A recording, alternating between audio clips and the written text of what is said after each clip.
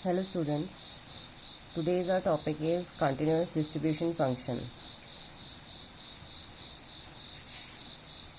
जैसे कि मैंने पहले भी बताया है, हमें कंटिन्यूस डिस्ट्रीब्यूशन फंक्शन के लिए सबसे पहले कंटिन्यूस रैंडम वेरिएबल की डेफिनेशन क्लियर होनी चाहिए, क्योंकि यहाँ पर कंटिन्यूस रैंडम वेरिएबल यूज़ होता है। तो let's start with the continuous distribution function. तो if capital X is a continuous random variable with the probability distribution function this f of x, अगर प्रोबेबिलिटी डिस्ट्रीब्यूशन फंक्शन है for continuous random variable, तो इसको किस तरीके से लिखा जाता है? जो आपका मैथमेटिकल फॉर्मुलेशन यहाँ पर आपकी प्रेजेंटेशन है इसकी, वो सेम रहेगी डिस्क्रीट रैंडम वेरिएबल जैसे वहाँ पे होता है, वही चीज़ यहाँ पर भी आएगी। Capital F x is equal to P capital X less than equal to X, जिस पर्टिकुलर वैल्यू तक आपने डिस्ट्रीब्यूशन फंक्शन देखना है। तो क्योंकि ये कंटिन्यूस है, तो यहाँ पर ये फॉर्मूला बनता है minus infinity to x F T D T, जहाँ पर एक्स जो है माइनस इन्फिनिटी से इन्फिनिटी तक वेरी करेगा। इस पूरी इक्वेशन को हम लिखते हैं डिस्ट्रीब्यूशन फंक्शन या फिर cumulative distribution function of random variable capital x. इसकी प्रॉपर्टीज़ जानना बहुत ज़रूरी है, क्योंकि हर क्वेश्चन में आपको कहीं ना कहीं इसकी प्रॉपर्टीज़ की ज़रूरत होती है। So we must study first the properties of distribution function. पहली प्रॉपर्टी, सिमिलर प्रॉपर्टीज़ हैं जो डिस्क्रीट डिस्ट्रीब्यूशन फंक्शन के लिए थी।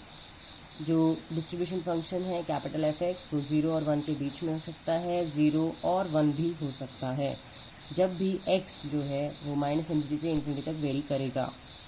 डेरिवेटिव जो है डिस्ट्रीब्यूशन फंक्शन का हम इस तरीके से लिख सकते हैं, and the first derivative is F X which is greater than और इक्वल टू 0।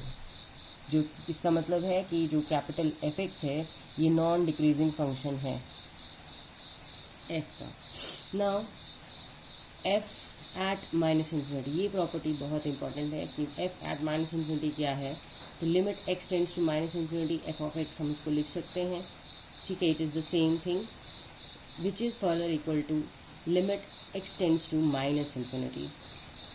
हमने ले लिया minus infinity to x F T D T, definition लगा दी। यहाँ से x की जगह आपके पास limit x tends to minus infinity हो गया, हमने यहाँ पे डेफिनेशन लगा दी। जब हमने डेफिनेशन लगा दी तो यहाँ पे माइनस इन्फिनिटी टू इन्फिनिटी होगा, और एफ टी डी टी क्या हो गया, it's a 0 because limits are same. और ये प्रॉपर्टी आपने इंटीग्रेशन में करी है, जहाँ पे डेफिनेट इंटीग्रल्स आपने स्टडी किए थे। नाउ नेक्स्ट है एफ प्लस इन्फिनिटी के लिए, तो limit x tends two plus infinity F x, limit लगा दी, माइनस इन्फिनिटी एक्स कर दिया, minus infinity infinity F T D T, because total जो आपके पास प्रोबेबिलिटी होती है इट इज़ इक्वल टू 1, तो इसीलिए आपके पास माइनस इन्फिनिटी सारी वैल्यूज़ को इसने इंक्लूड कर लिया है। Therefore we have the probability distribution function is equal to 1। Next f of x is a continuous function है एक्स का, राइट हैंड साइड पे। दूसरी है the discontinuities of F x are at the most countable होती है, जो भी डिसकंटिन्यूज होंगी वो काउंटेबल होगी, यू कैन काउंट, ठीक है। तो इट मे बी नेक्स्ट है नोटेड दैट जो प्रोबेबिलिटी हमारे पास रेंज में दी जाती है ए से लेके बी तक, तो उसको हम कैसे लिखेंगे, ए टू बी। यहाँ ध्यान रखिएगा ये स्मॉल एफ एक्स होता है, that is the probability mass function होता है, which is equal to minus infinity to B F of X. हमने क्या किया, माइनस इन्फिनिटी से लेके बी तक सारी प्रोबेबिलिटीज़ को यहाँ काउंट कर लिया, और माइनस इन्फिनिटी टू ए उस प्रोबेबिलिटी से उस प्रोबेबिलिटी को माइनस करवा दिया, तो ऑटोमेटिकली ये ए से लेके बी तक आ रही है। Minus infinity to B minus minus infinity to A F of X D X, मतलब ये रेंज निकालने के लिए, ए से बी तक की रेंज निकालने के लिए हमने पहले minus infinity to B count किया, फिर माइनस करवा दिया minus infinity to A, automatically यही रेंज हमारे पास बचेगी, जिसको हम प्रोबेबिलिटी फंक्शन में कैसे लिख सकते हैं, capital P x less than equal to B. तो मतलब कहने का वही है, इससे पहले भी मैंने डिस्क्रीट में बताया था कि यहाँ जैसे ए है यहाँ बी है, तो माइनस इन्फिनिटी से बी तक आपने काउंट कर लिया, फिर माइनस करवा दिया माइनस इन्फिनिटी टू ए, तो मेरे पास जो रेंज बची वो यही बची। तो हमारे पास जो रेंज है यहाँ पे ये डिस्ट्रीब्यूशन फंक्शन में कैसे लिखी जा सकती है, probability at A to X is distribution function at b minus distribution function at a। Probability A to B आपके पास अगर आती है, यहाँ पे इक्वल टू का साइन था, यहाँ इक्वल टू नहीं है, ये चीज़ें बहुत ध्यान रखने वाली चीज़ है। ये इक्वल होती है probability A less than equal to B, सब जितनी भी ये प्रोबेबिलिटीज़ हैं ये सारी की सारी इक्वल है इंटीग्रेशन ए से लेके बी तक एफ टी डी टी, जहाँ पर भी चाहे इक्वल टू है चाहे इक्वल टू नहीं है, because it's a continuous distribution function.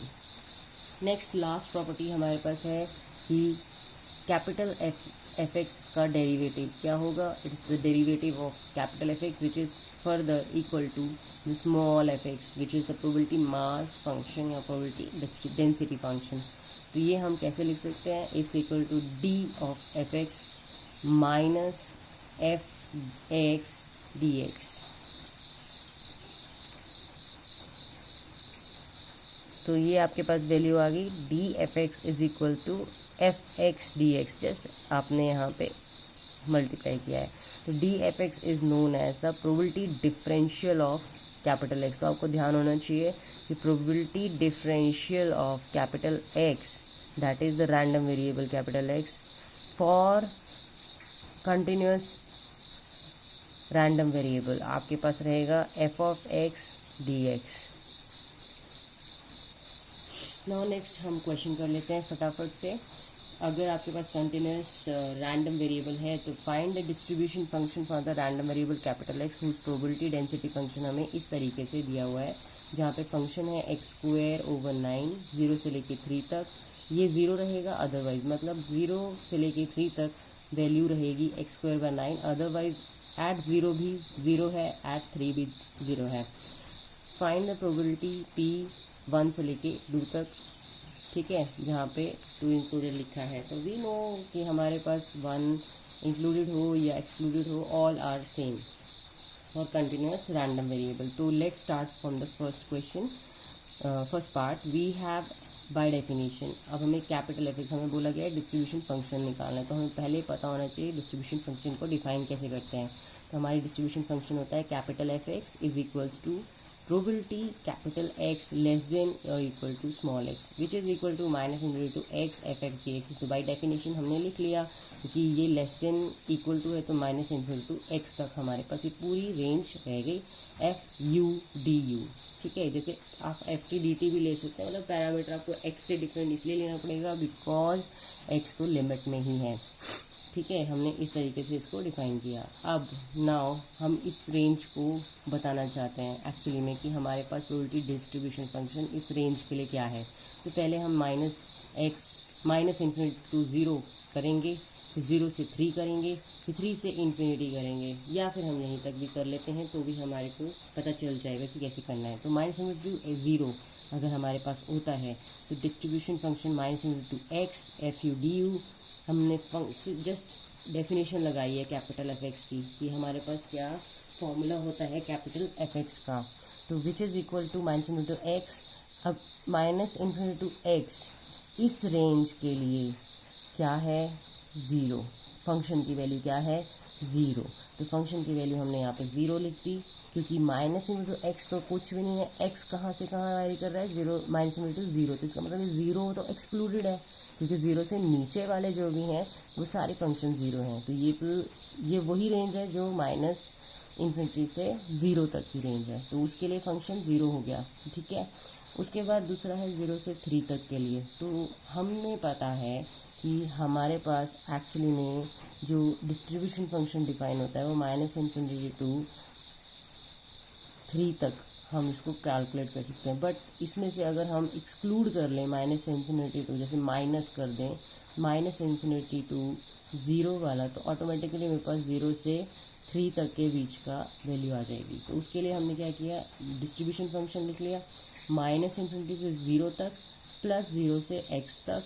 x कौन सा है वो यहाँ हमने पहले ही डिफाइन कर लिया है, वो 0 से 3 के बीच में आता है। तो एक ही बात है, आप इसी तरीके से माइनस भी करवा सकते हैं जो हमने प्रोबेबिलिटी फंक्शन के लिए किया था, या फिर आप इस तरीके से ऐड करा सकते हो बिकॉज हमने ये वैल्यू निकाल ली है। तो minus infinity 0 f u d u आ गया, प्लस 0 से x तक आ गया एफ यू डी यू आ गया, 0 से x तक क्योंकि ये टर्म तो 0 है, ये हमने यहाँ से निकाली है, तो 0 से x तक जो x कहाँ वेरी कर रहा है, 0 से 3 तक वेरी कर रहा है, उस x के लिए हमारे पास फंक्शन की वैल्यू क्या है, जो 0 से 3 तक वेरी कर रहा है उस x के लिए फंक्शन की वैल्यू है x²/9। तो क्योंकि हमारे पास x ऑलरेडी लिमिट में है तो हम यहाँ x वाली टर्म को नहीं लेकर u की टर्म में डिफाइन करते हैं, तो हमने लिख लिया उस फंक्शन को u²/9 du। अब आपने du हो रहा है इंटीग्रेशन कर ली, वी गेट u³/9, ठीक है, u³/9 इंटू 3, और u³/9 जैसे मैं इसको लिख सकती हूँ, दिस इज u³/9 इंटू 3, 0 से लेके x तक। जब 0 होगा इट्स वैल्यू इज 0, x की वैल्यू पे x³/27। It's just a simple calculation. अब हमें क्या करना है, x greater than equal to 3 के लिए भी प्रोबेबिलिटी डिस्ट्रीब्यूशन फंक्शन को कैलकुलेट करना है। तो हमें हमारे पास डिवीजन किस तरीके से रहेगा, -∞ से 0 तक, 0 से 3 तक, और 3 से x तक, ठीक है।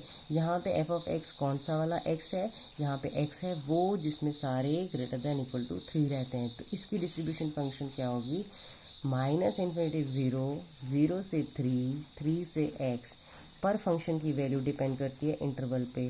तो इंटरवल पे हमारे पास क्या रहेगा, जब -∞ से 0 है तो फंक्शन की वैल्यू है 0, 0 से 3 है तो फंक्शन की वैल्यू है u²/9, और 3 से x मतलब 3 से ऊपर, बिकॉज हमने देखा है कि अदरवाइज जहाँ पे लिखा है तो इंटरवल पे ही फंक्शन की वैल्यू दी हुई है, बाकी सब पे 0 वैल्यू है। तो इस वजह से हमारे पास इसकी पूरी इंटीग्रेशन में आपके पास क्या आएगी वैल्यू, इट्स u³/27, 0 से लेके 3 सब्स्टिट्यूट किया तो आपके पास आ गया 27/27 विच इज़ इक्वल टू 1, और माइनस किया 0 तो ये 0 हो गया। तो ये सिर्फ वैल्यू यहाँ से आ रही है, दैट इज़ इक्वल टू 1, ये बाकी 0 है। इसी वजह से टोटल डिस्ट्रीब्यूशन जो हमारे पास फंक्शन आ रहा है वो 1 आ रहा है। तो therefore the required distribution function क्या हुआ, x जब भी लेस देन 0 रहेगा 0 रहेगी, x जब भी ग्रेटर देन इक्वल टू 3 रहेगा 1 रहेगी, बट जब 0 और 3 के बीच में लाई करेगा तो x³/27 रहेगा। बिकॉज x है इसलिए हमें x में ही उसको आंसर आना चाहिए, ठीक है। इसका मतलब है जो फंक्शन है डिस्ट्रीब्यूशन फंक्शन वो इंक्रीज कर रहा है मोनोटोनिकली फ्रॉम 0 to 1, ठीक है, 0 से लेके 1 तक इंक्रीज कर रहा है। नाउ जो सेकेंड हमारे को फाइंड आउट करना था, we have to find out probability 1x less than x less than equal to 2। तो इसका कहने का मतलब है तो probability x less than equal to 2, वही -∞ to 2 आपके पास ये वैल्यू आती है, माइनस करवा दिया 1 के नीचे वाली सारी वैल्यूज़ माइनस करवा दी, x less than equal to 1, because यहाँ इक्वल टू का साइन नहीं आया है तो x less than equal to 1 हो गया। इसकी वैल्यू होती है प्रोबेबिलिटी डिस्ट्रीब्यूशन 1, इसकी वैल्यू होती है प्रोबेबिलिटी डिस्ट्रीब्यूशन 2।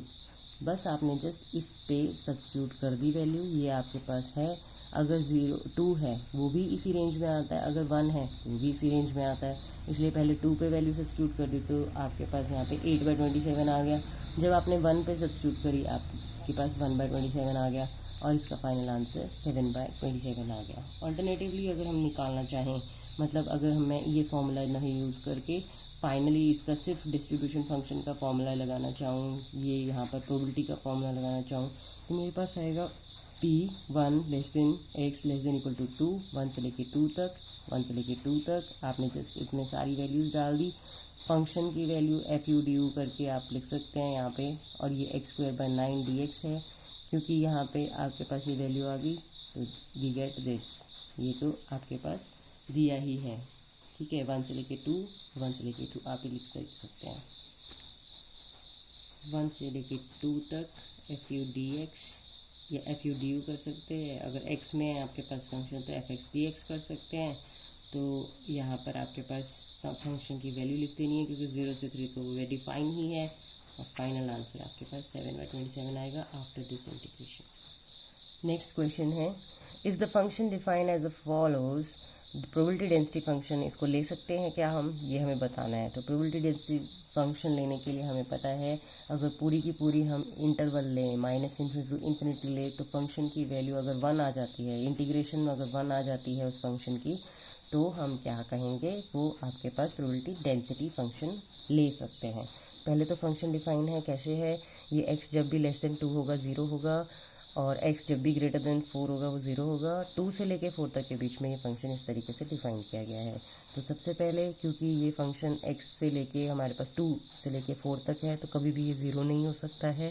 पहली कंडीशन तो यही हमें चेक करनी होती कि अगर ये 0 होता है तो हमारे पास मतलब ये ग्रेटर देन और इक्वल टू 0 रहेगा, नेगेटिव कभी नहीं जाएगा, क्योंकि प्रोबेबिलिटी डेंसिटी फंक्शन की प्रॉपर्टी यही होती है कि हमें फर्स्ट थिंग यही देखनी है कि it must be greater than होनी चाहिए 0 या फिर इक्वल टू 0 हो सकता है। तो ये तो कभी भी आपके पास 0 नहीं जाएगा, एडिशन की वैल्यू है।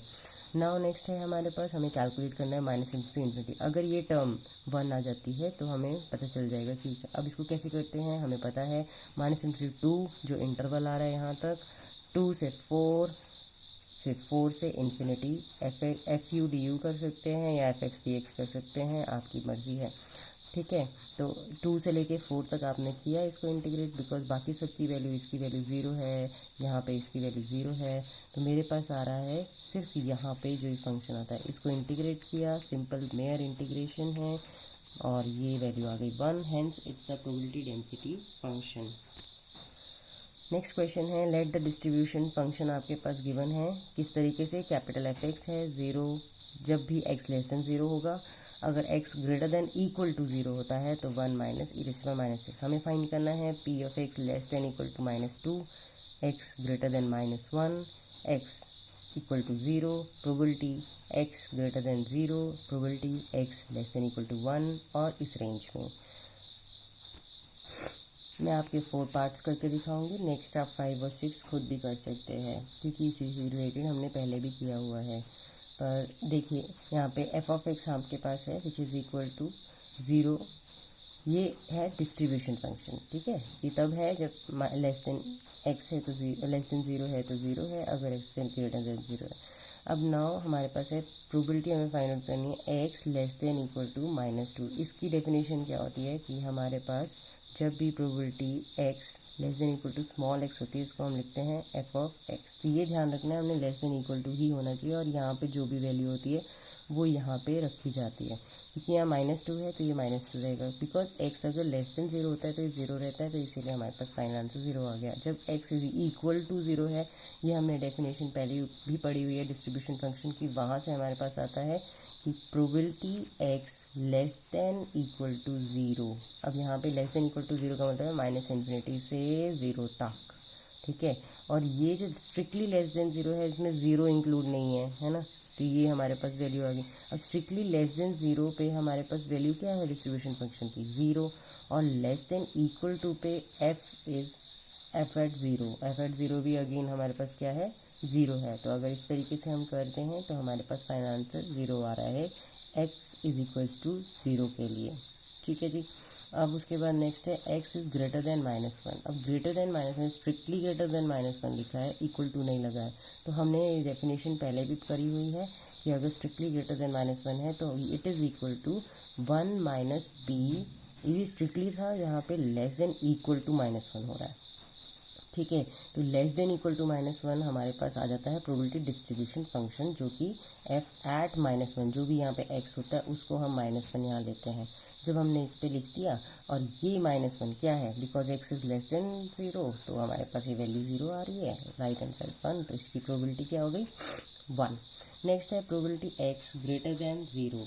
Probability of x greater than 0 की बात हो रही है, तो ग्रेटर देन 0 अगर स्ट्रिक्टली ग्रेटर देन 0 इसका मतलब इसका उल्टा लेना होता है आपने, 1 minus probability x less than और equal to 0। Obviously this is f at 0, f at 0 की वैल्यू यहाँ पे 0 है, इसलिए 1 माइनस 0 हो गई। नेक्स्ट मैं आपको बताना चाहूँगी, मैंने फिर भी आप छोटा सा किया है ताकि आपको जल्दी से कवर हो जाए। तो हमारे पास है probability x less than equal to 1 अगर आपके पास है तो ये वैल्यू निकालनी है यहाँ पे हमें, जैसे probability less than equal to वही आ गया, इट इज़ f एट 1, क्योंकि हमारे पास डेफिनेशन है प्रोबेबिलिटी डिस्ट्रीब्यूशन फंक्शन की। तो f एट 1 क्या आएगा, जब भी x greater than equal to 0 होता है ये वैल्यू होती है 1 minus e raise to power minus x की वो वैल्यू रखनी है जो कि यहाँ पर पूछी गई है। ये आपके पास ई रेज़ टू पावर -1 होगी, 1 माइनस 1 ओवर ई हो गया। नेक्स्ट हमें जो फाइंड आउट करना है वो हमें फाइंड आउट करना है -1 से 1 के बीच में।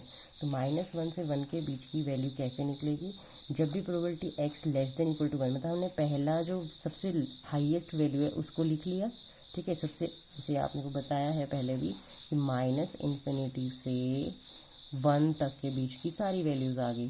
जब सारी वैल्यूज़ आ गई तो हमारे पास क्या आ जाएगा, -1 भी उसी में इंक्लूडेड होगा, 0 भी उसी में इंक्लूडेड होगा। तो p x is less than equal to 1 तक ले लिया, माइनस पी इससे नीचे की सारी वैल्यूज़ को उससे माइनस करवा दिया।